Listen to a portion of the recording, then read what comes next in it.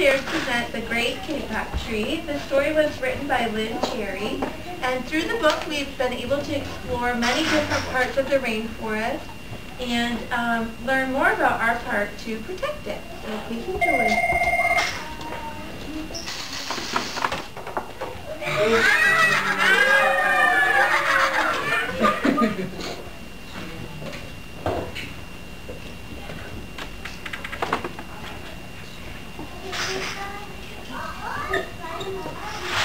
One man was walking into the rainforest. Moments before, the forest had been alive with the sounds of squawking birds and howling monkeys. Now, all was quiet as the creatures watched the man and wondered why he had come. The man stopped and struck the trunk of the tree. The sounds of the blows rang through the forest. The wood of the tree was very hard. The man wiped off the sweat that ran down his face and neck.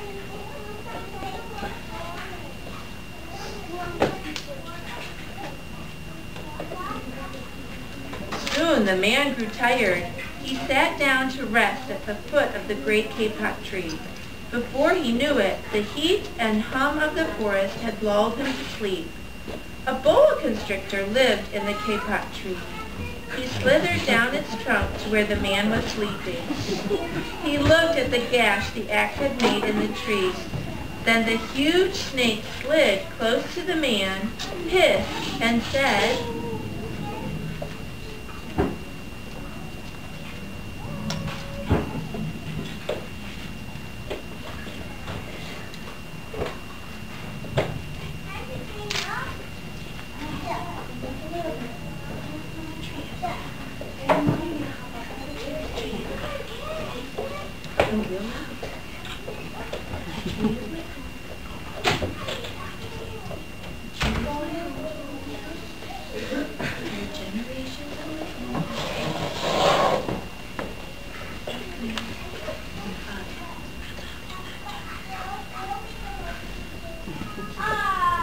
Next, a bee flew near the sleeping man's ear.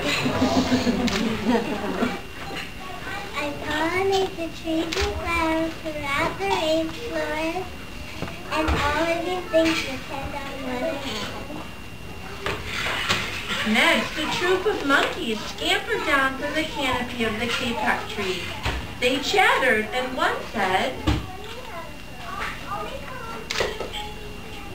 Cutting trees kills their roots so that nothing holds the earth in place, and heavy rains will wash away the soil, and the forest will become a desert. Birds flew down from the canopy.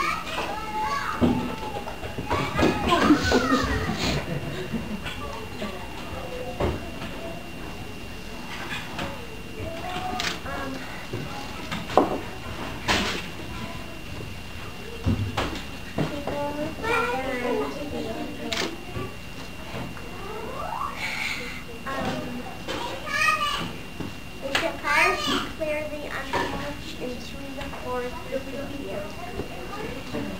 Some bright and small tree frogs crawled along the edge of a leaf. In a squeaky voice, one said, Many of us helpless. A jaguar had been sleeping along a branch in the middle of the tree. Because her spotted coat blended into the dappled light and shadows of the understory, no one had noticed her. Now she leapt down and padded silently to the sleeping man. She growled and said, This tree is home to many people. Chop it down and take away my A tree porcupine swung down from branch to branch and whispered to the man, trees produce oxygen. An anteater climbed down the Kapok tree. The anteater said to the sleeping man,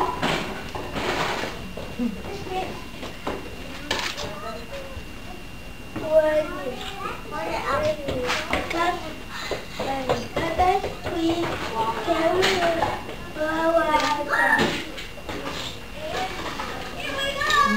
a three-toed sloth had begun climbing down from the canopy. When the men first appeared, only now did he reach the ground. Plodding over ever so slowly to the sleeping man, he spoke in a deep and lazy voice.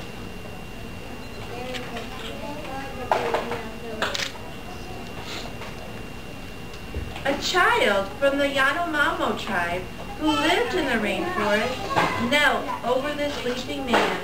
She said, "Why would he even facing you?"